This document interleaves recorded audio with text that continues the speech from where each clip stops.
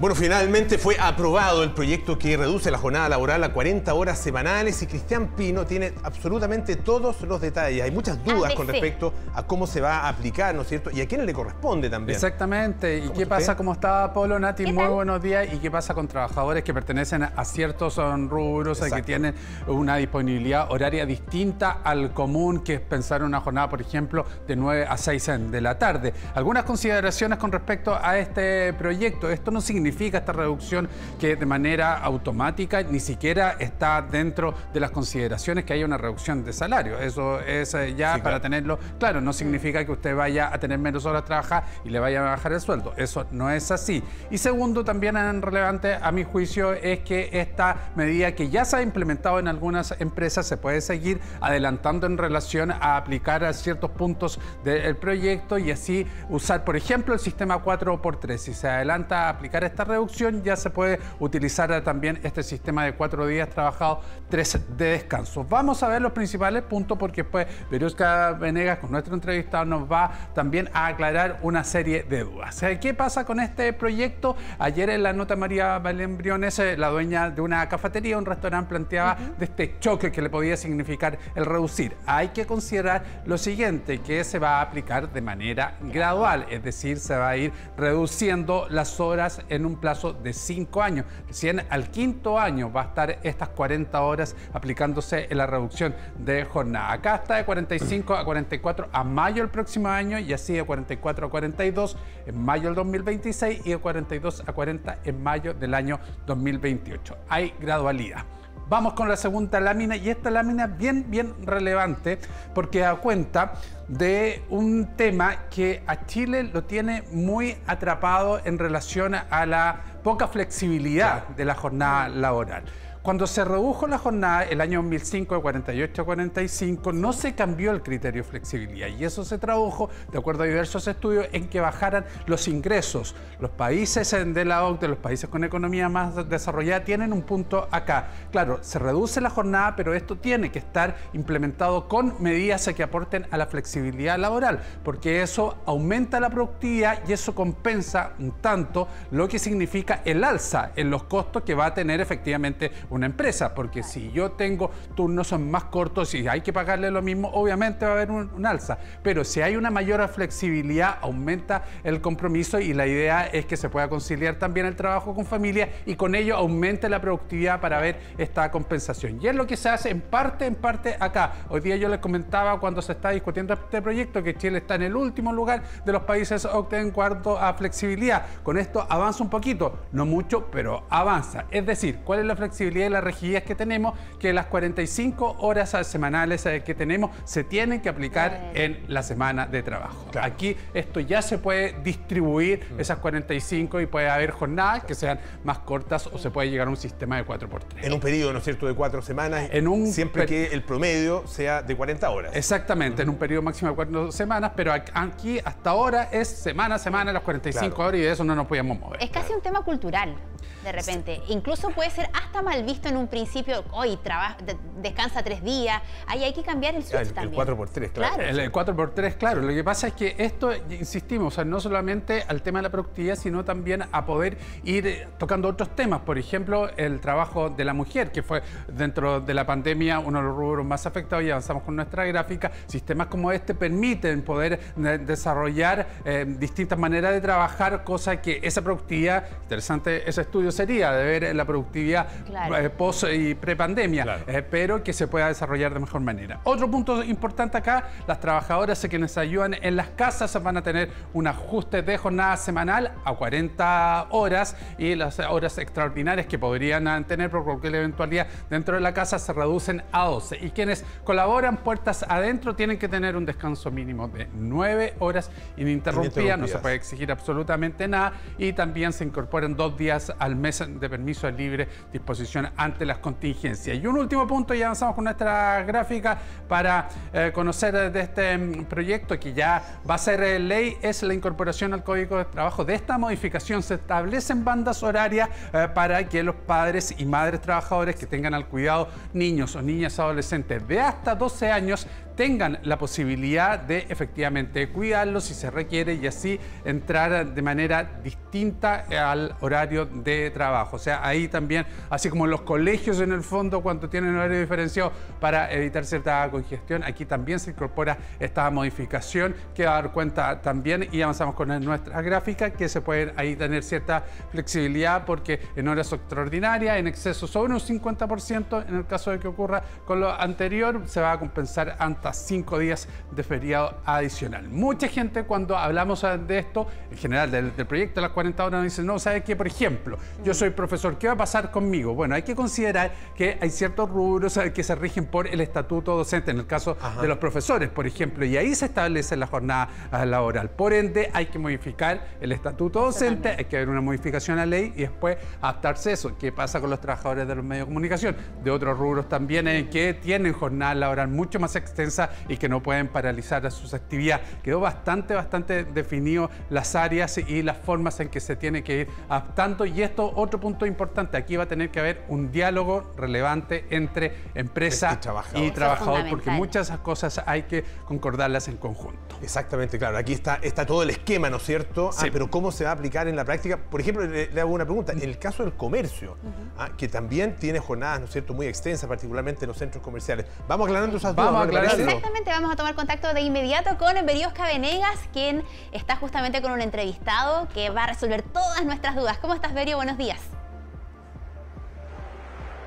¿Qué tal? ¿Cómo están Natalia, Polo, Cristian? En este Raya para la Suma XL, para hablar de lo que significa para todas y todos los trabajadores esta aprobación de esta ley de 40 horas. Y es por eso que yo me encuentro con Juan Bravo, quien es director del Observatorio del Contexto Económico de la Universidad Diego Portales, con el quien ya llevo hablando, yo creo que ya 25 minutos, haciendo las preguntas más recurrentes con respecto a esto, porque hay muchas dudas. Ahí Cristian lo explicó muy claro, como siempre. Sin embargo, la idea es poder entender primero que este proyecto no se aplica de forma automática. Y solo aclarar un detalle no menor con respecto a los profesores. Ayer conversaba con la gente de la Subsecretaría del Trabajo y me decían que están en una mesa para ver cómo se aplica eventualmente esto, cómo se modifica el estatuto docente desde enero de este año, y que también además de esa mesa la componen, funcionarios de la ANEF, miembros de esa asociación. Y es por eso que quisiera saber ¿cómo vamos a aplicar esto? Porque, por ejemplo, ¿qué pasa con el retail?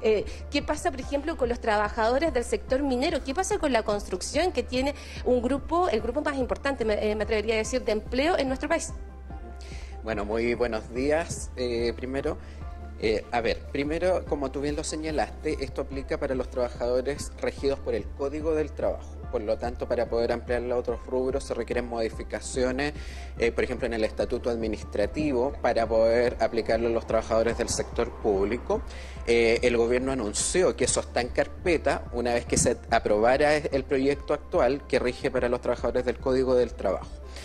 La verdad es que la reducción de jornada, que es gradual, ¿cierto?, y que termina de implementarse el año 2028 para llegar a 40 horas, aplica en general para casi todos los trabajadores regidos por el Código del Trabajo, en aquellos casos que no se rigen por la jornada regular general, ¿cierto? Lo que se hace es que se buscan mecanismos compensatorios. Por ejemplo, ahí tú mencionabas el caso de la minería. Para trabajadores que están en faenas a 4.000 metros de altura no tiene mucho sentido reducirle una hora diaria, ¿cierto? Porque no pueden disfrutarla. Entonces, lo que se hace en ese tipo de casos, de jornadas excepcionales, es que se les dan días compensatorios, como, ¿cierto?, para poder compensar esa reducción de horas que no tienen, como la van a tener los trabajadores que se rigen por una jornada ordinaria general. Cuando hablamos de días compensatorios en la práctica, porque hay mucha gente que trabaja y de repente dice, tengo muchos días compensados y no es viable tampoco tomarlos. Entonces ahí también se genera una situación compleja, porque la Dirección del Trabajo actualmente va a tener que fiscalizar todo esto. Entonces pueden haber varios incumplimientos o varias denuncias que se generen con las personas con respecto a este y otros temas. Sí, a ver, primero, respecto a lo que dice esta ley aprobada, es que esos días compensatorios que se dan no pueden ser remunerados, o sea, deben ser entregados como días libres para los trabajadores. O sea, la idea es que esto se materialice en descanso efectivo y no en remuneración. Por lo tanto, efectivamente, ese es un primer punto. Ahora, ¿y eso independiente de las vacaciones que uno tiene? Claro, esto es aparte, son días compensatorios extras al feriado legal que ya existe hoy. Ahora, por supuesto que aquí probablemente se va a requerir más fiscalización y eso significa dotar de más recursos, ¿cierto?, a la Dirección del Trabajo, porque aquí viene una serie de normativas adicionales nuevas. Este es un proyecto que no es sencillo, tiene muchísimas aristas, muchísimas normas y por eso es tan importante primero la labor informativa para que los empleadores conozcan las nuevas normas y las puedan ejecutar, pero también la labor de fiscalización, ¿cierto? Porque la Dirección del Trabajo va a tener que fiscalizar que se estén implementando todas estas nuevas normativas relacionadas a la reducción de la jornada ordinaria legal.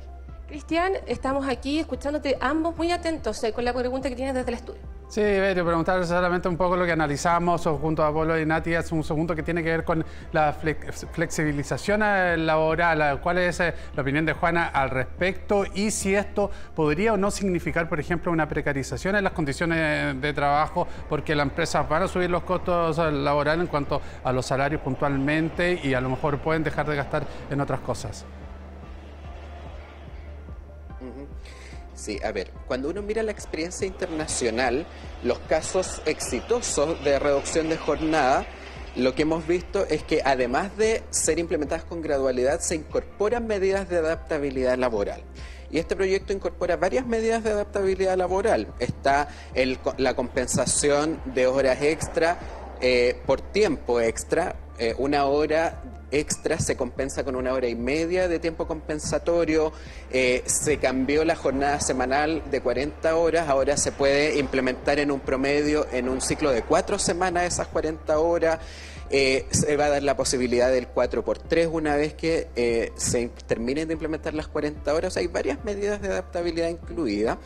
Y los casos exitosos de reducción de jornada en el mundo, o sea, los que han permitido implementar esta medida para mejorar el bienestar de los trabajadores, pero minimizar los costos, ¿cierto? Porque esta medida no está exenta de costos económicos, han implementado con medidas de adaptabilidad y eso es algo que a mi juicio es valorable porque el gobierno efectivamente escuchó a los técnicos y decidió implementar estas medidas, porque yo creo que aquí lo que todos queremos es que esta medida beneficie a los trabajadores, pero que minimice los efectos colaterales negativos. Entonces, desde ese punto de vista, con las condiciones que se aprueba esta medida, va a permitir prácticamente reducir al mínimo los efectos perniciosos sobre empleo que podría haber. Sí podría haber algún impacto sobre los salarios, porque si bien la ley prohíbe reducir salario, lo que sí va a pasar en las futuras contrataciones es que los empleadores van a ofrecer un salario acorde a 40 horas semanales, no a 45 horas. Por lo tanto, sí puede haber algún efecto sobre el nivel salarial en el mediano plazo, pero al menos desde el punto de vista del empleo, probablemente sus efectos van a ser muy, muy bajos gracias a implementarla con gradualidad y con adaptabilidad. Perfecto, yo le quiero agradecer a Juan por esta entrevista que complementó este Raya para la Suma XL. Me despido, Natalia, Polo, y me despido también de mi maestro Jedi de la economía, Cristian Pino, por hacerme parte de su staff de Padawan en esta sección de Raya para la Suma. Muy bien, mejor descrito imposible. Gracias, Berio, y gracias también a Juan por todos los detalles. Buen punto el que planteaba, el tema del impacto en el salario. Hay que ver, la idea es que no, lo cierto es que efectivamente se produce una aprobación desde el punto de vista político, con excepción de la bancada de los republicanos, pero así ahí en el punto del alza de los costos, varios gremios han manifestado su inquietud. Para los trabajadores, los que tienen contrato hoy día, el salario no baja. No la duda es qué va a pasar con los futuros empleados. Exacto. Cristian, muchísimas gracias. Un gusto haber estado tanto tiempo, tanto rato acá. Un placer, pues, como gracias, siempre. jefa. Nuestro profe, muchas gracias. 6 minutos y medio de un promedio de 3, estoy extraordinario.